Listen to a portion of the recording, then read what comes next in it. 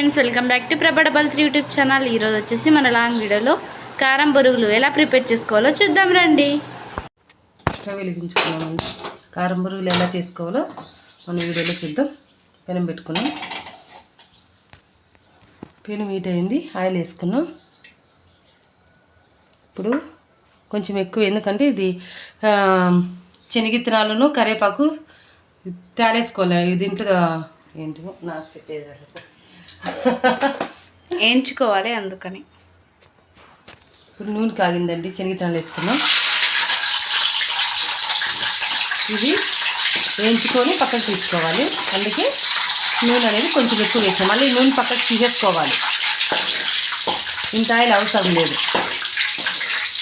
ఇది వేయించుకోవడానికే నేను ఆయిల్ ఎక్కువ వేస్తాను. అది చూద్దాం అనేది అలా చెప్పేది రాలే అప్పుడు.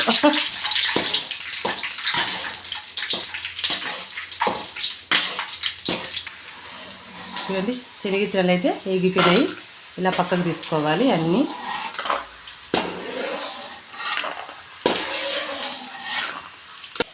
ఈ నూనెలోనే మనం కరివేపాకు వేసుకున్నాం, పచ్చి కరివేపాకు. కరివేపాకు ఎంత ఎక్కువ వేసుకుంటే అంత బాగుంటుంది. ఇది కూడా వేయించుకోవాలి బాగా. ఇలా ముట్టుకుంటే తిరిగిపోవాలి, మెత్తగా అయిపోవాలి, పట్ట అని అలా వేయించుకోవాలి. వేయించుకున్నాక ఇవి కానీ పక్కకు తీసి పక్కకు పెట్టుకోవాలండి.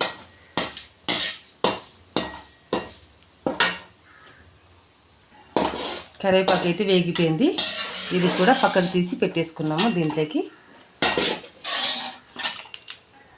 ఆయిల్ అయితే నేను పక్కకు తీసేసుకున్నాను, కొంచెం వేసుకున్నాను. ఇప్పుడు ఎర్రగడ్డ వేసుకున్నాము, అలాగే పచ్చిమిరపకాయలు ఒక 5 కలుపుకోవాలి.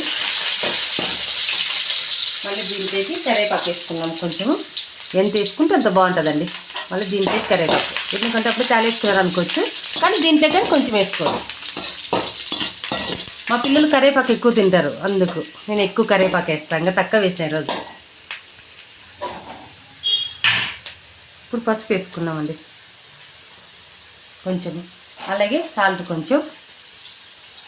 ఇప్పుడు ఒకసారి కలుపుకున్నాము, వేగనిద్దామండి. చూడండి, ఇది కారము, తెల్లవాయి, ఉప్పు దంచుకుండేది ఇదండి, దంచుకున్నా. ఇది దీంట్లోకి వేసుకోవాలి. ఇప్పుడు బాగా ఇది కలుపుకోవాలి.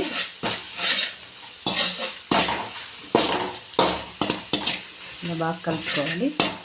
ఒక ఉంచేపు అలాగా పచ్చివాసన పోయేంత వరకు వేగనిద్దాము. బొరుగులు వేసుకున్నాము దీంట్లోకి.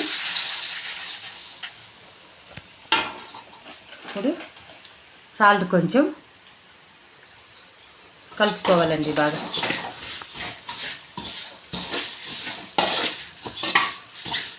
బాగా కలుపుకోవాలి.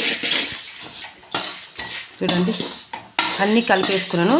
కలిపినాక కానీ ఇలాగే వేయించుకోవాలి స్టవ్ మీద పెట్టుకొని, ఎందుకంటే మెత్తగా ఉండవు బొరుగులు.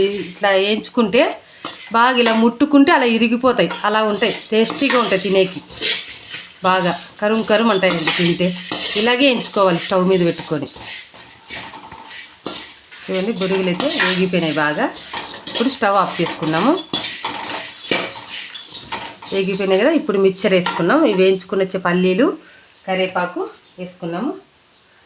పల్లీలు, కరివేపాకు వేసేసుకున్నాము. అలాగే మిక్చర్ కొంచెం అండి ఇంకా కలుపుకున్నాము. ఎందుకంటే అప్పుడు వేయలేదు, అప్పుడు అన్నీ మాడకపోతాయి. అలాగే మనం వేయించుకున్నాం కదా బొరుగులు, అప్పుడు కలుపుకోకూడదు. అంతా స్టవ్ అంతా ఆఫ్ చేసేసుకున్నాక అంతా అయిపోయినాక ఇవి వేసుకొని అలా కలుపుకోవాలి. చూడు, స్టవ్ లేదు, అంటించుకోలేదు. ఇలా కలుపుకుంటే ఆ కరివేపాకు అనేది విరిగిపోదు. మనం అప్పుడే వేసుకున్నాం అనుకో మొత్తం అంతా విరిగిపోతుంది. కారం బొరుగులు అయితే రెడీ అయిపోయినాయి. మీరు ఇలా ట్రై చేసి పిల్లలు పెట్టండి, చాలా ఇష్టంగా తింటారు. ఓకేనా? Thank you for watching. Please like and subscribe. Bye friends.